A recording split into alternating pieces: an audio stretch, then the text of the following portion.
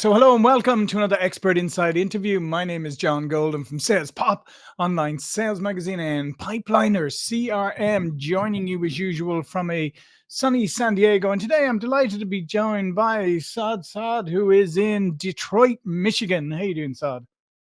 Well, not so sunny in Detroit, Michigan, but I'll take what I can get this time of year, John. Absolutely, absolutely. And Saad is a negotiation consultant who helps sales professionals close deals faster, win more business, and protect their margins using science-backed strategies. He's the author of In the Lead, a practical guide to mastering sales negotiations. You train teams across industries, taught negotiations at Columbia, CUNY, and Pace University. And that's what we're going to talk about is negotiations and sales.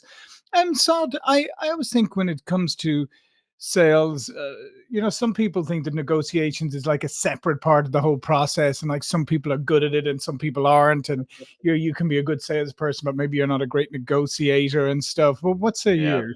yeah, yeah, absolutely. So let's start with that, John. When people think negotiation, especially salespeople, they tend to Mhm, think that it happens towards the later end of the mhm, process.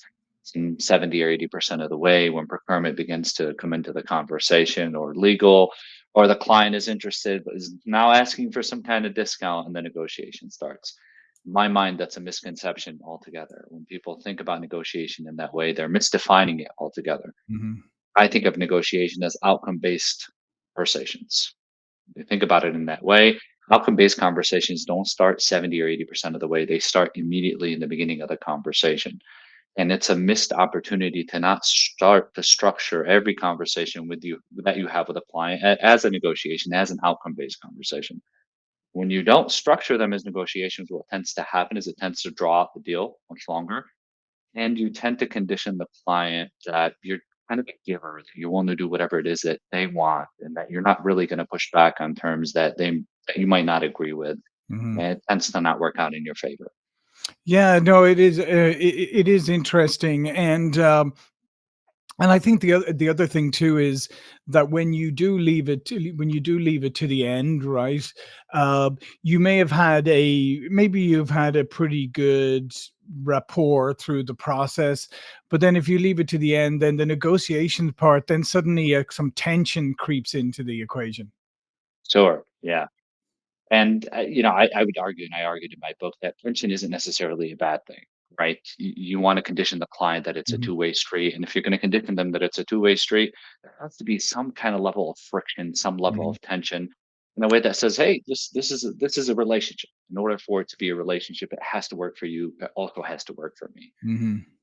Yeah, no, Broadly and speaking, kind of that's how I think about the process of yeah, less. no, I would agree with that. I'm just saying, but sometimes it can be a dramatic change of relationship, unfortunately, I see because what you're saying. you haven't Right. prepped it Yeah. properly.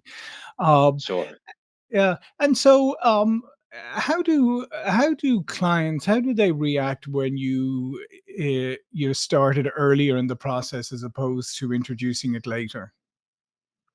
Yeah. So when we suggest that you start negotiating from the beginning, we're not saying that you start negotiating price from the beginning. Sure. Right. In reality, most salespeople are having all types of conversations around outcomes. They're just not thinking about them as negotiations, right? Mhm, Typically, what's happening in the process, you're motivating them to be interested in your offering. I think that's how I think about the sales part of the conversation. But you're also getting them to make commitments. Anytime you're getting them to make any kind of commitment, like share information with you, introduce you to a colleague, sit to some kind of demo, sit to some kind of proof of concepts, those are critical opportunities. Those are negotiations in essence. You want to make sure that you start structuring those conversations as, hey, if you introduce me to your colleague, here's what's going to happen. Or if you sit through some kind of proof of concept, here's what I need from you. And in return, here's what I'm willing to give you. That's the right way to approach these kinds of conversations. mhm. I'm not sure if that answers your question, Yeah, John, no, or not, no, but no, that's kind of how I was thinking absolutely. about it. No, no, Yeah. no, absolutely, absolutely does. And then you say in your book, and you talk about science-backed strategies. What are some of those strategies? There's a ton. I don't know which direction you want me to start, but um, yeah, which direction you want me to go. There's a ton of science that explains what you should do at different parts of the conversation. So give me some kind of Yeah, yeah, direction, but I mean, perhaps I even can take even it as from you there. said, starting at the beginning of the conversation, what are the ways that you should set it up so that it's going to be okay? Yeah. So the first thing that comes to mind, John, is that salespeople tends to be really good at empathy and being other Mhm, oriented and being good at building a relationship with the other person. Uh, Part of starting to set it up from the beginning is knowing what's the critical outcome that you want from that person at that particular stage, and knowing how to mhm. communicate it and convey it in a way that's compelling to that other person. Right. That's perhaps the most practical thing that you need to keep in mind is that every step of the way, I need to know what it is that I need from the other person. Mhm, That's going to give me the highest chances of going to that next stage in the deal and the next stage of the deal and to the next stage of the deal. Um, that's the most practical thing right. in relation to starting to negotiate from the beginning of the process.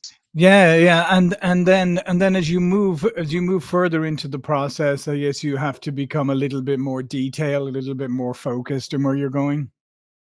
Yeah, absolutely. When you say more detailed and more focused, tell me a little bit about Yeah, what you well, what mean I there. mean is, like, Yeah. obviously, as the deal starts to unfold and you start to know the direction that you're going in, whether it's going to be a bigger deal, a more expansive deal, whether there's going to be Right. more people involved, is it going to Yep. be a group decision? Is it, that kind of thing? Exactly, exactly. So when I think of the beginning of a new pursuit, right, that sort of discovery phase, there's a portion of that that's a sales conversation. There's a portion of that that's also a negotiation. Mhm, Portion that's a negotiation part of discovery is starting to figure out the rest of the process for your customer, meaning what's it going to take to get to signature on the other side. mhm, When you figure and isolate all of that out, in essence, your client just sort of has identified all the steps that you're going to need to negotiate in order to get to signature. yeah. Once you've identified it in that way, then those are the things that you start to sort of negotiate on behalf and make your argument for them.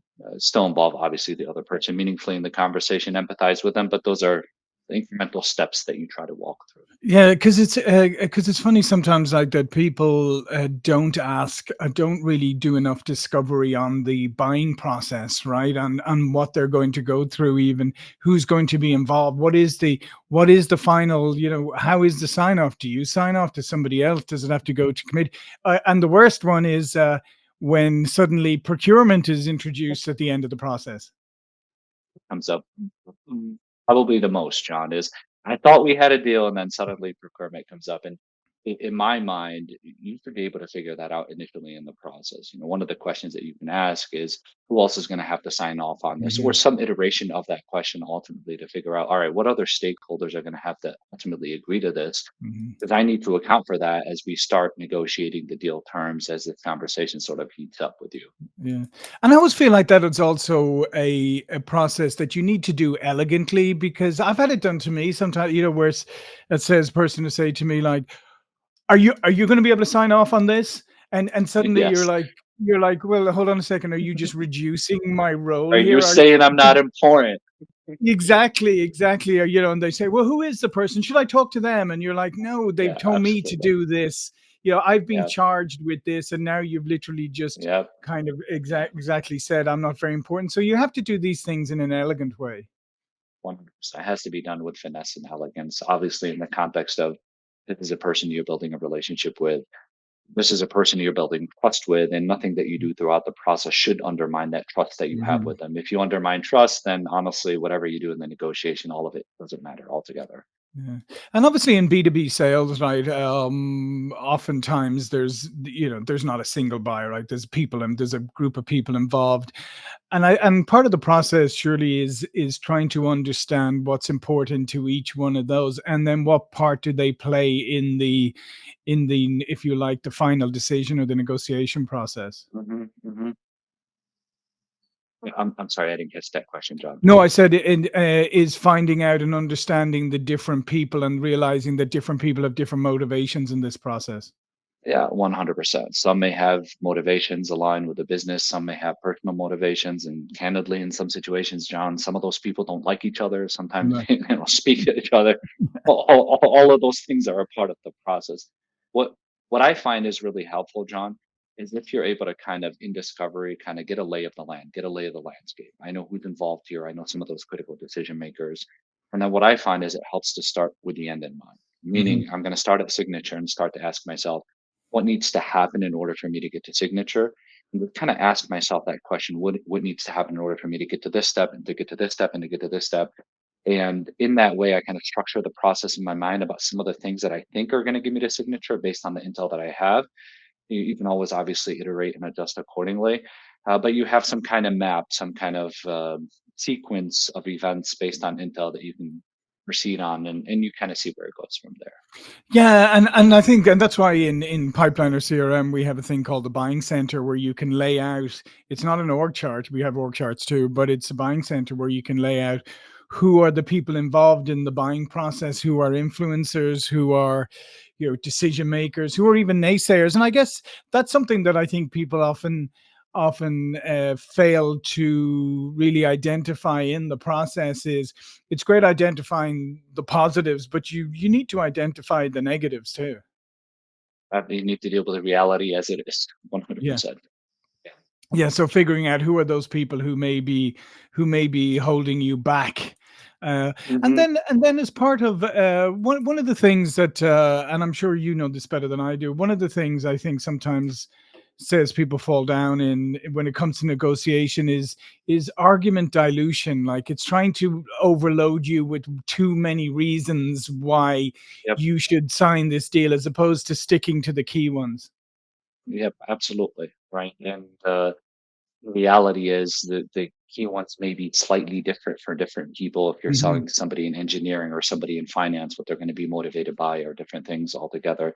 The overall arching idea that I like to kind of convey to people, if I were to distill all the science, everything that I've seen, everything that I've Hmm. learned, it's that you need to be deliberate and intentional every step of the way, right? Right. Part of that process is knowing who it is that you need to negotiate with, which is what we talked about. Part of that process is also knowing what it is that they're going to be interested in, and how do I convey that to them in the most sort of succinct, compelling way. And Mhm. oftentimes we think that, that thing is just going to roll off right off the tongue when I get into that conversation with Yeah. that person.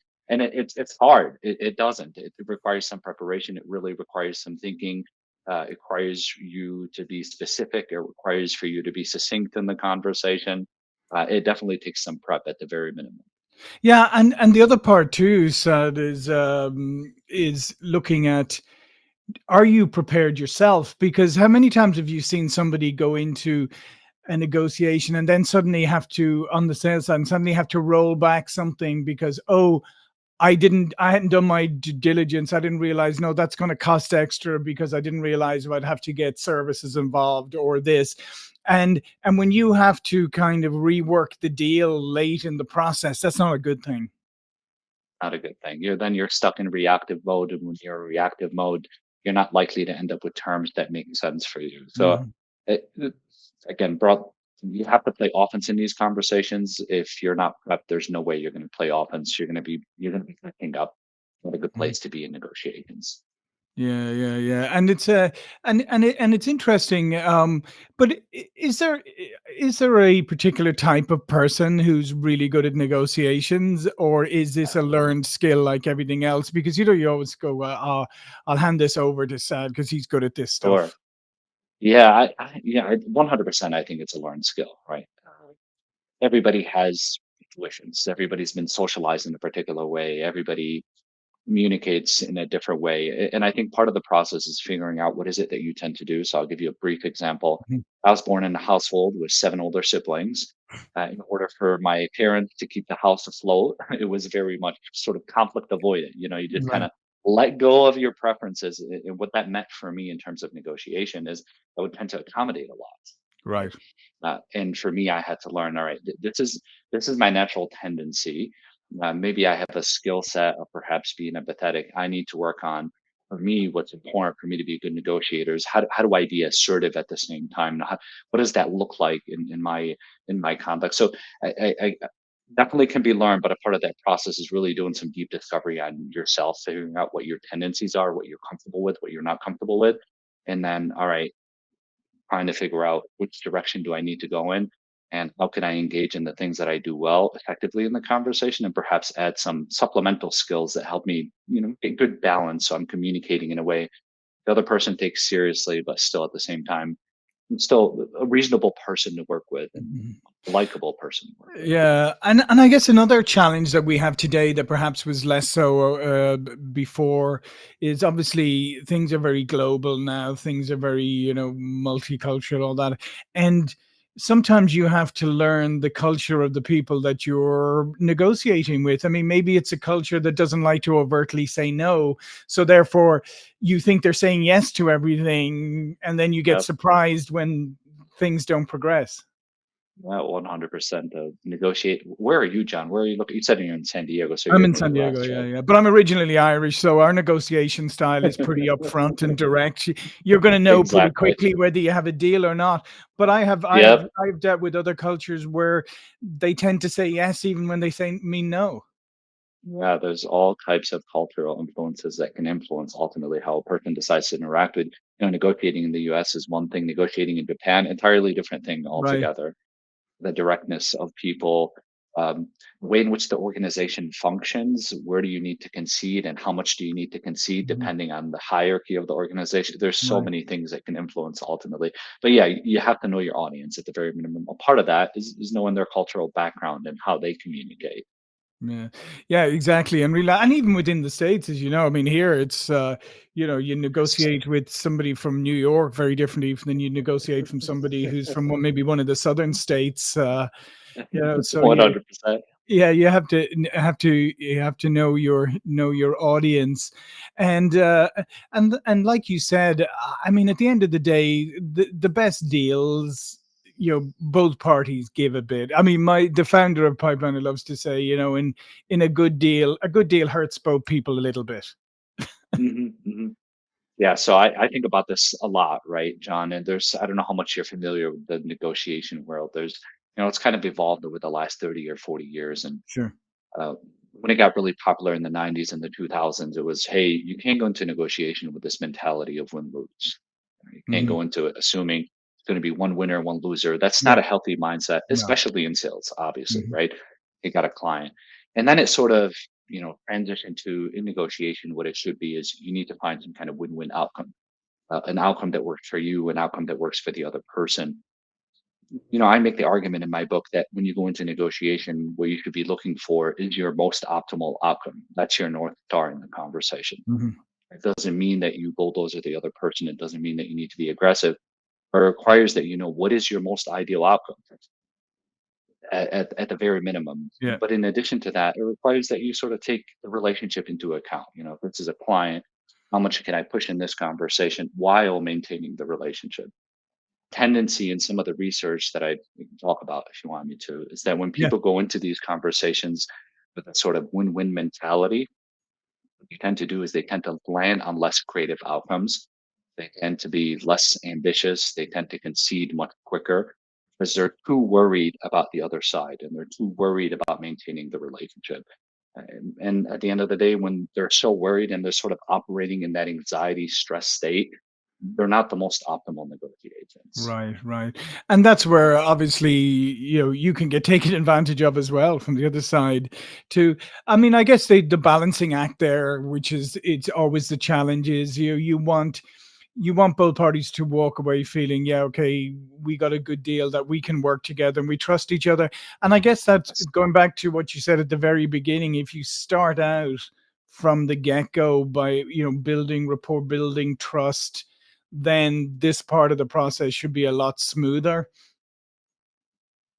And if I were to translate it into behaviors in the Yeah. most practical sense, and you've probably heard this, is you got to be empathetic throughout the entire time, but you need a healthy balance of assertiveness the entire time, which is Yeah. I know what I want, I know what it's going to take us through, and you balance both of those two things simultaneously. Obviously, the way in which you drive both of those is going to be nuanced based on your deal, based on your client.